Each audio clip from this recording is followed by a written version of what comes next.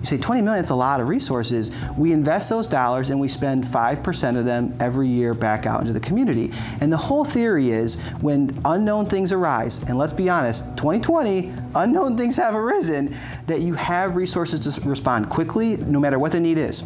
Mental health, education, economic development, racial justice, whatever it is, you can respond to that moment, and that's the importance of the Communities Endowment. So early on, we did an emergency response for the first 8 weeks, keeping people fed, housed, and healthy. Simple, it was just getting dollars out because it was a free fall. Then we actually used assets from the endowment to back lines of credit for nonprofits who just needed operating cash. So we didn't even give them a grant, we just backed their line of credit, which freed up another $1.7 million in operating funds for local nonprofits. Then we focused on a stabilization phase. It was 6 months where we took our dollars and focused on education, mental health, and financial stability. But the key there, those all sound good, but to give you an example of what that means, on financial stability, we funded an eviction diversion program. We know that if you can keep people in their home, you stop that spiral that starts down into poverty. So we focused on eviction diversion, folks with 7-day notices. On the education side, we funded our youth-serving nonprofits who usually provide after-school services to put their hours for their staff during the day so they could serve students who were virtual learning, who didn't have all the supports at home. They already had the relationships with students, and they usually did things 3 o'clock to 7 o'clock. Let's put them on staff from 10 a.m. to 2 p.m. and use those relationships for those students during virtual learning. Those are the kind of examples of how we used those dollars from the endowment this year, but it was only possible because we had the dollars. All these folks that gave over the last 6 decades, they didn't know that 2020 was going to happen, that COVID was going to happen. But because we had the dollars there, we could respond in real time, no matter what the situation was, to make it happen. In the spring, when everything was going down, the stock market was going down as well. So we were watching our investments go down, but we had to look ourselves in the eye and say the whole reason we exist is to provide resources in the moment of greatest need. So you got to set that aside, and you got to say we are here for this moment. So not only did we deliver on what we were planning on doing, we actually gave more this year than what our normal spending policy would call for, because this was the moment. When the COVID response was starting to settle in, we all remember what happened in late May and June. There was a racial justice moment in our country and in our community. And so we looked at ourselves and said, yes, we just pulled out all the stops for COVID response, but this is an important opportunity to make progress on a key issue for our community.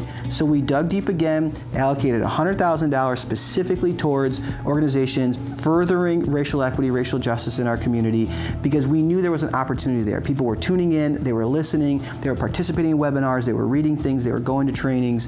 And such as another example, while COVID response was happening, the flexibility of the endowment and the ability to dig deep when the moment was there allowed us to fund those racial justice grants as well.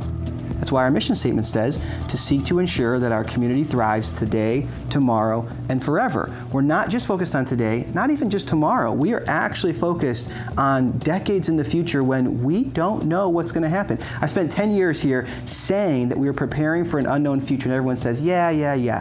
COVID-19, 2020 was that unknown future. I didn't predict it, but that's the kind of thing you need those resources to respond to. There is a community foundation in every county in the state of Michigan. So we happen to be here in Ottawa County serving the Holland-Zeeland area, but I would encourage you to think about that future, investing in a permanent community endowment, whether you're in Muskegon or Grand Haven or Grand Rapids, Fremont, or the Holland-Zeeland area. You have an opportunity to invest both in today, but tomorrow and forever. And remember that it's the flexibility to respond in the moment that is key here. So we'd encourage folks to get involved by supporting the Community Endowment during their lifetime. Also, we do a lot of estate gifts. When you aren't here, but you still want your community to thrive and be able to respond to things, that's where the Community Endowment matters. So we'd encourage folks to think about that. If you care about your community today, tomorrow, and forever, a community foundation and their Community Endowment is a great way to invest. It does take a community, that's for sure. The Community Foundation, Holland-Zeeland, is located at 85 East 8th Street, Suite 110 in Holland. You can give them a call at 616-396-6590 or check them out online at cfhz.org. Coming up on the Morning Mix, we'll be meeting with one of Fox 17's trusted advisors, Harrison Chiropractic. We're going to learn about peripheral neuropathy and how they're giving back to the community for the holidays.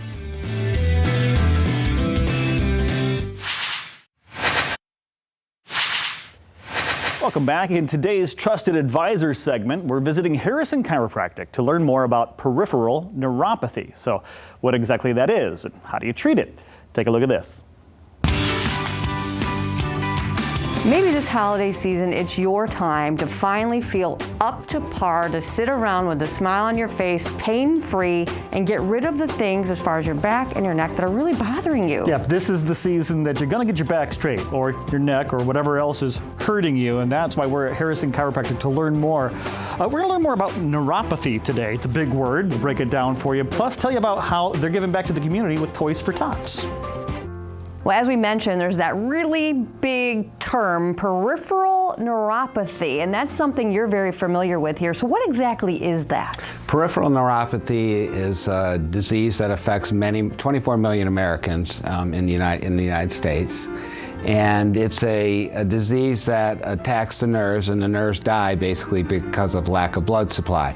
It's very common in diabetics, people who had back surgery, spinal stenosis, chemotherapy patients. There's over 100 different causes of it that cause peripheral neuropathy. And it leads to severe pain and numbness and tingling in their feet, and they can lead to amputations in really serious cases. And the loss of quality of life. That's the devastating part. Most of these patients are older patients who are either retirement or close to retirement, and they want to spend time with their grandkids or golf or go swimming or anything to do with balance, and they can't get out of the chair because they're in so much pain. So one of the biggest things that I see it is people are just depressed because they don't think there's any help for it, and there's a lot of help for it. We have a great system that we use at our clinic. We've developed a system with about 300-400 other doctors across the country, and we go through a system where we get to the underlying cause of it. We get about 90% success rate with it. So you know, it's been very rewarding to treat because you give people their life back. Again, the main causes are diabetes, back surgery, chemo. So the reason that I really got into treating neuropathy is because I saw so many patients that were not able to do normal things, go for a walk, ride a bike, get out of the chair and walk someplace. And one of the #1 things that happens to people as they get older is they fall. And if they fall, they hit their head. You know, it can lead to put them in the hospital. They can break a shoulder, and many times they'll break a hip, and then they end up in the hospital, and you know that costs Medicare. Usually Medicare patients are the ones who are falling. It costs Medicare $300,000, $400,000, $500,000, and it's devastating to that patient. All right. Well, let's go ahead and switch things over to my co-host Todd. Okay. He's going to go ahead and talk to you a little bit more about how you've been able to help people and some of the treatment options that you have. Okay, appreciate it. Well, now that we've heard what peripheral neuropathy is, let's find out how it's treated. How do you do that here at Harrison Chiropractic? First thing we do with our patients, we look at their metabolic system, which is what their diet is. And we really look at their diet. We add some nutritional supplements to them.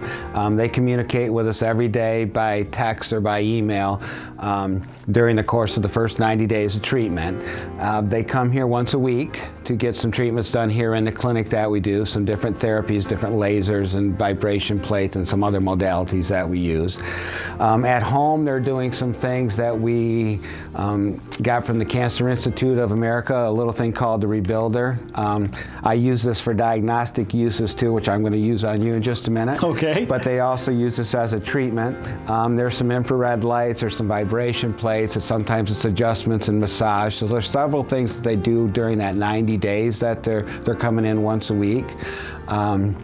So if someone is suffering from neuropathy in their peripherals, which is what this is, and those nerves are dying, with these different modalities, are we actually bringing nerves back to life? Are we re-energizing these things? Yes, we want to give them hope. What we try to do is increase angiogenesis to get those capillaries going, so we generate the blood vessels which wrap around the nerves. And we do this with all the different modalities we have. And then once you get that blood flow going again, the patients begin to heal themselves, and they get great results.